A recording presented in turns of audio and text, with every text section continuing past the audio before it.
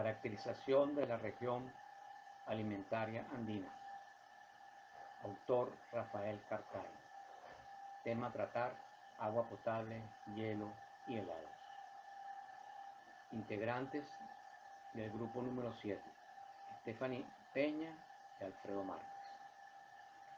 Estableceremos a través de una línea de tiempo las distintas facetas en los temas como el agua potable, el hielo y los helados en la región andina. Los acueductos para la época entre 1800 y 1970 se desarrollaron muy elementales. Al principio contaban con canales o tuberías a cielo abierto, los cuales conducían a un estanque alto de almacenamiento y una red de distribución inadecuada. El agua era abundante, pero las acequias siempre estaban sucias y eran un foco de infección. El problema residía en las condiciones desfavorables en las que el agua era servida a los consumidores. La población recurría al acarreo utilizando sirvientes de agua, donde con bestias iban a los pozos y minas a buscar el agua. Normalmente estaban muy lejos de su vivienda. Desde los años 1907 y 1943, la población se abastecía de pozos y minas. Y ahí es donde se empiezan a construir acueductos alimentándose del río Barrera. Inaugurándose instalaciones como plantas de tratamiento, pero insuficientes, ya que para 1943 al 1970 se fueron inaugurando varios proyectos, logrando cambiar con el fin de atender la satisfacción de las necesidades. Ya para el año 1973 se fueron construyendo plantas de tratamiento, redes y matrices de distribución. Para los poblados, los acueductos tuvieron retrasos y resultaron insuficientes debido al crecimiento de la población. Para las poblaciones de Trujillo y Valera, se abastecían del agua de las quebradas y ríos cercanos, o utilizaban sirvientes de agua según su estatus, aunque carecían de una fuente de agua abundante y regular. Ya para mediados de 1940 es que se podía garantizar el agua en las poblaciones, pero no recibían ningún tipo de tratamiento para garantizar la potabilidad, aunque el servicio era insuficiente. Entre los años 1874 y 1940, todas las poblaciones carecían de acueductos. Solo existía una simple toma en la fuente de agua y una acequia de tierra que conducía el agua hasta el poblado por canales descubiertos y por gravedad. El agua servida estaba muy contaminada y con el uso habitual de piedras de filtrar en las viviendas apenas se lograba contrarrestar la suciedad.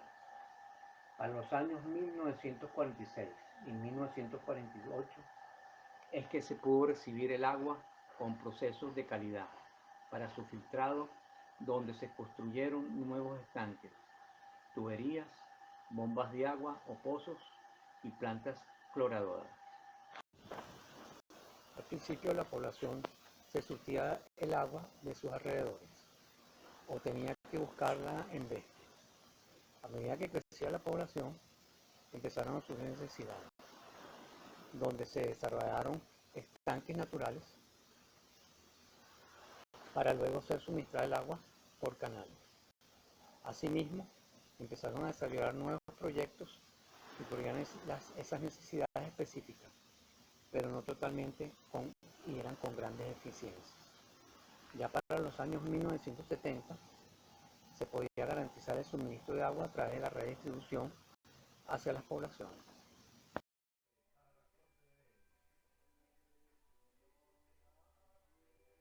Continuando con el tema del agua, hablaremos ahora sobre el hielo y los helados. ¿Cómo fue posible la importación del hielo a nuestro país y cómo surgió la elaboración de los helados de la región andina venezolana. En el año 1799 se inició el negocio del hielo a escala comercial en los países de mayor desarrollo relativo. Fue en Estados Unidos donde se cortaron y almacenaron los primeros cubos de hielo. El hielo natural se vendía de puerta en puerta y comenzaron a construirse los primeros frigoríficos. Tiempo después se comenzó a exportar a países lejanos empacándolo en acerrín, ya que la madera es mala conductora del calor. Fue en el año 1930 donde Birselle construyó el primer congelador de alimento en bloques. Como el hielo era importado desde Estados Unidos, su consumo era posible solo para las ciudades cercanas a los puertos. Para las ciudades andinas las dificultades eran más altas, pese a su lejanía y los caminos en mal estado, era imposible importarlo. Por ello pasaron muchos años antes de poder disfrutar de sus beneficios, ya que eran utilizados como medicamentos, enfriador de bebidas y materia prima para la elaboración de helados. La única excepción era la ciudad de Mérida, que contaba con hielo natural transportado por esforzados cargadores indígenas desde la Guada en la Sierra Nevada.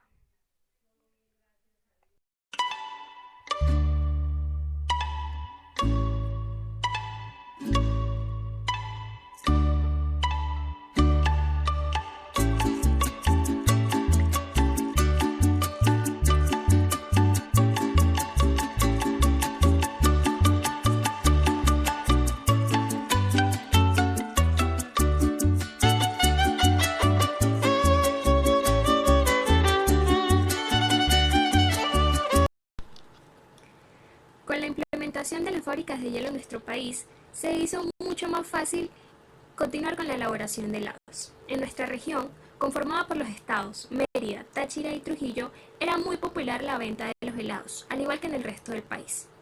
Sin embargo, nuestro estado Mérida era caracterizado por ser el más famoso y popular en cuanto a la preparación de sus helados. Tanto así que su reputación traspasaba fronteras estatales. En nuestra ciudad, las fábricas de epoxicles eran muy importantes en la economía doméstica de muchos hogares. Según el vigilante, operaban 44 fábricas en la ciudad, algunas muy estimadas. Como ellas, la que expendía helados de frutas en una de las esquinas de la catedral. La de los señores Peraza Garrido, que establecieron el Club El Casino, donde ofrecían frescos, dulces, ponches, sorbetes y toda clase de licores helados. En ese mismo año, el francés Pablo Gazzotti vendía helados en el bar La Glacier. Algunos años más tarde, los hermanos Picón se arribaron con su expendio helados sabrosísimos. En el año 1921, el botiquín 14 de enero de Leopoldo Yeltsin, el cual también creó el Salón Diana hacia los años de 1927, donde a los acordes de una pianola se ofrecía diariamente helados de mantecado.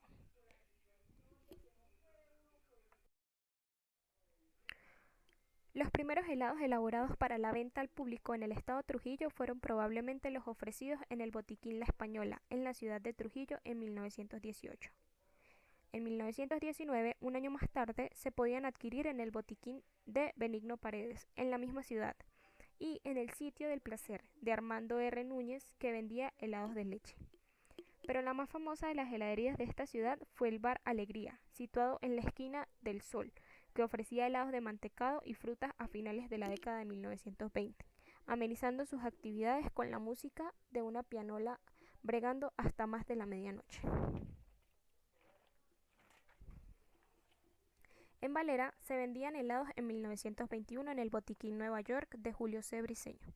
El sitio de moda de Valera en 1932, de larga permanencia, como el preferido de la élite venezolana, fue el Salón Castalia, de Pedro María Febres y Antonio Briceño Villasmil, publicitado como el centro decente para gente culta.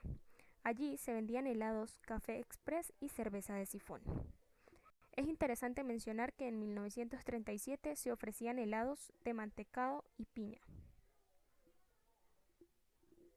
y eran envasados en higiénicas y decentes tinitas en el bar Capitolio, en la Cuarta Avenida de Trujillo.